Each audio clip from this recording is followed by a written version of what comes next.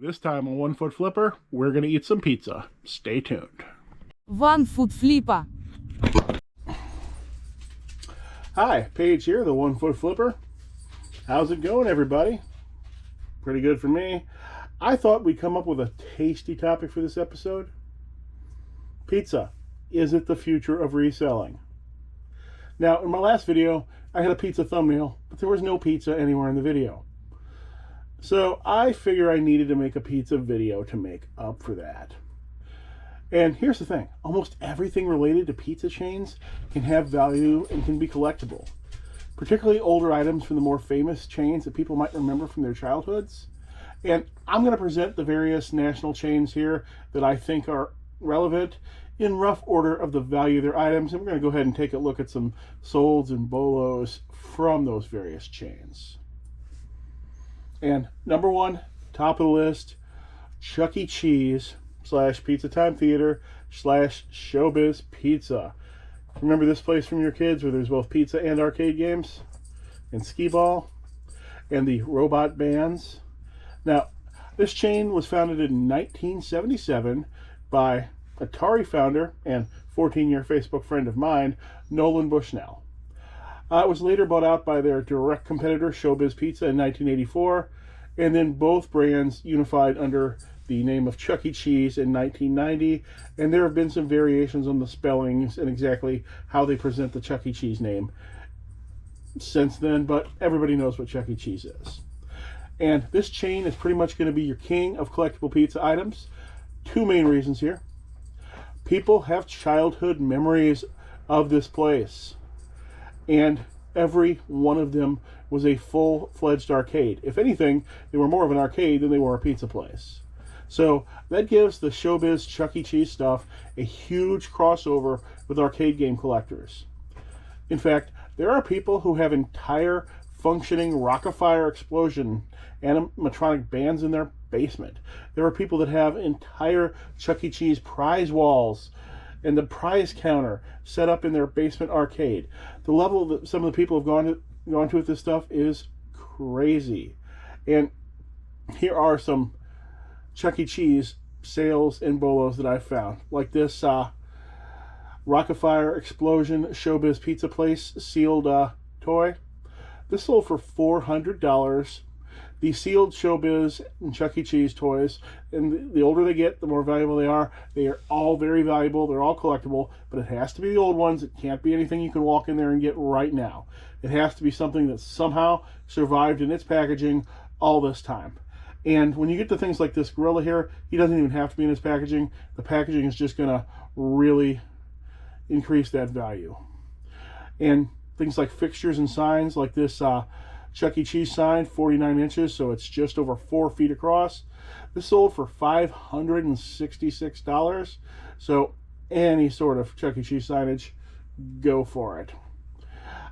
Clothing too, uniforms. This bomber jacket sold for $699, if you can believe that. I know that's hard to believe. I haven't seen a ChuckECheese costume sell recently.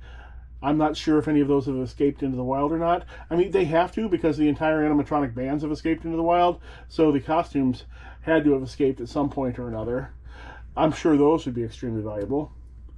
Actually, for some reason, my friends threw me a graduation party at ChuckECheese, and I got the phone number of the girl in the mouse costume. And I called her, but we never went out. Don't know what happened with that. Anyway, let's go. Okay, let's get back to the real thing. And here's a uniform, a really old uniform, I think from the 70s, that sold for $900. So if you find this stuff, you're going to want to pick it up every time. Now, second down the list of pizza chains is going to be Pizza Hut. Now, Pizza Hut's a nationwide chain dating back to the 1950s, and a lot of us are going to fondly remember Pizza Hut because it's one of the few pizza places that sometimes still lets you come inside or still wants you to come inside. And back in the old days, they always wanted you to come inside and eat the pizza. They were not based upon delivery or carry out. So they had nice wooden tables, usually had video games, beautiful fixtures, glasses, all sorts of wonderful things, and a lot of people just have great memories of that stuff, so they want it. And some Pizza Hut bolos that I've found in recent sales include like this box from the 1970s. This pizza box sold for $80. It's in pretty nice shape, so I could see that why. And who saves a pizza box for 50 years? So I could see why it would have that value. The pizza bags from Pizza Hut are amongst the most, probably the most valuable of all of the pizza delivery bags. They tend to sell for $80 to $90. For some reason, the ones from the other chains don't sell for as much. I'm not sure why. It might also have to do with something as to how much they charge the drivers for these things when they lose them. I don't know if that's a factor or not. But there you go. So if you find that Pizza Hut bag, you know it's worth money. Pizza Hut bomber jacket here, sold for $100. And there's a lot of different variations on Pizza Hut jackets. Older ones will sell for more than newer ones will. Better, bigger, cooler logos will add to the value, and so on. And when it comes to car delivery toppers, Pizza Hut tends to max out the price on those. Like this one here sold for about $300, and that's about your top end on a car topper for delivery. Pizza Hut being the highest price, and you can get down to less. You can get down to almost $50 or so if you get a really small topper from a less desirable brand or a more unknown brand. And another one to look out for, but also to look out for in a bad way, is the light fixtures here for Pizza Hut, like I'm got up here on the screen. The reason I say you got to look out for these is because they make fake ones of these. Fake ones of these from China are extremely widespread, and they're so widespread that they've actually really devalued the real ones. The fake ones from China will usually sell brand new between $200 and $700. This particular one I took a screenshot of sold for $700, but I've seen the same one sell for $200. They're widely available and devaluing the originals. So if you're going to pick up one of these to try to flip it, you need to somehow make sure it's not a Chinese fake if you're going to pay real money for it. And even if you are, remember the Chinese fakes have devalued the originals. All right, next one, let's get around to Shakys Pizza. I've never been there.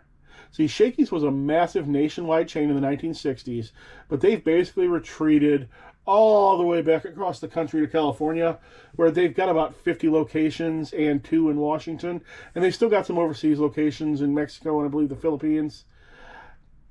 But the reason why Shakys is big is it's frequently referenced in movies and TV shows, and that's because most of the Shakys locations are in Los Angeles. There's still 30 of the things in Los Angeles. So the people who are writing and directing and being in these movies, they go to Shakys Pizza all the time. So it's still an active part of their life. While everybody else, it's mostly a vague and distant memory. Or no memory at all in my case, because I've never been to one. All right, next down your list. Oh no, not next down the list. What are we doing? We didn't look at any of this Shakys merch at all. Shakys foam hat, $25. Shakys apron, $80. Yes, the Shakys uniform items are very good. Shaky bowler hat, $80. This set of Shakys glasses and pitcher sold for $479.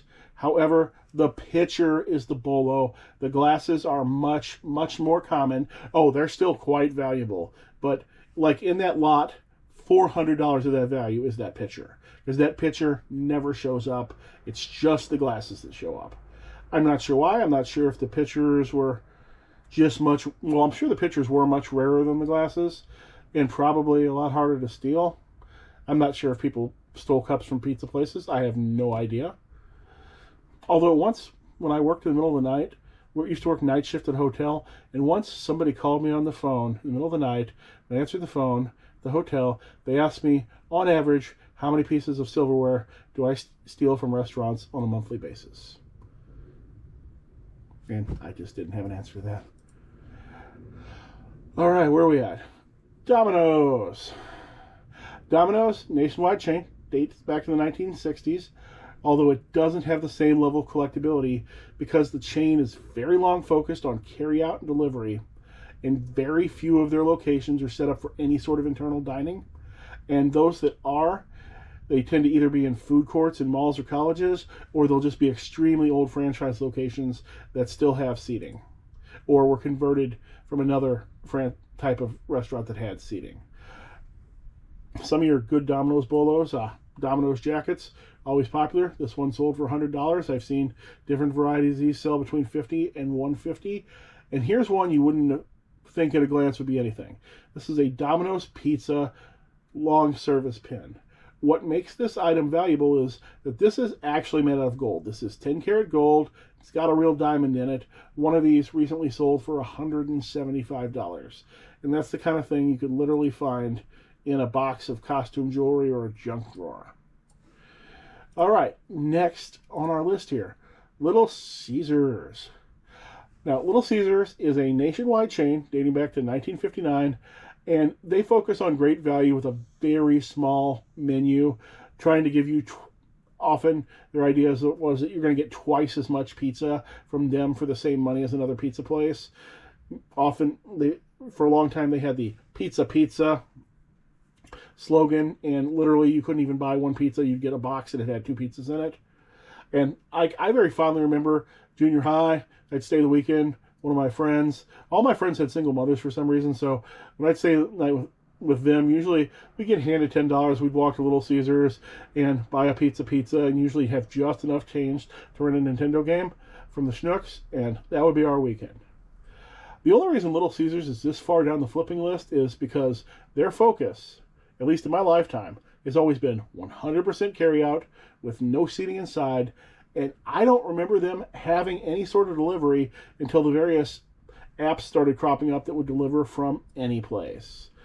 And the Little Caesars items here, I recently seen this jacket sold for $70, and this sign here sold for $400, and I'm going to bet this sign is extremely modern, extremely recent, because it says open drive-through only. I'm going to bet that is a COVID-era sign that has been taken down or thus discontinued. My personal Little Caesars, the one by my house, closed during COVID and never reopened. Should drive down there and see if there's anything sitting behind the building that's going to end up in the dumpster. Probably not anymore. It's been closed for years now, but it's never reopened, so who knows? All right. At the bottom of our list of national chains is going to be Papa John's.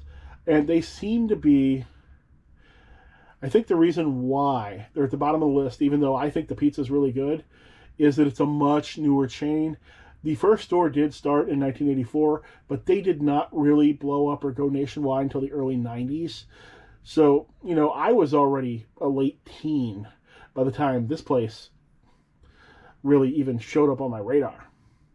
Most of the locations never had seating, and there's been some assorted drama in recent years related to company founder John Shatner, which might make some people just not want to be associated with the company, particularly like in public, like wearing this Papa John's hoodie, which sold for only $47, while similar Pizza Hut and Little Caesars items were selling for twice as much.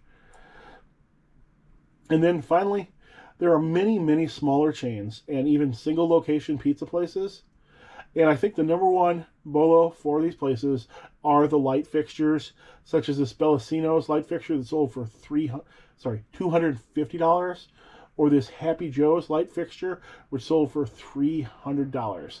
These are actually selling for more than the Pizza Hut ones because most of the Pizza Hut ones are fake. Otherwise, once you get out of the things that might be sold to anyone, because like these light fixtures, these could go to somebody who didn't care about the pizza place, somebody who's just a home decorator or wants something really cool for their basement. But once you start getting out of that area stuff, your local and regional pizza collectibles, they're all going to rank at or below Papa John's in their relative value. All right, I think that's all we've got for today. If you know anybody who likes pizza, and specifically if you know anybody who can get some Little Caesars pizza to my house, please let them know about this channel. I could use the subs, and I really sort of miss that Little Caesars deep dish pizza. Hey, hope to see you again soon.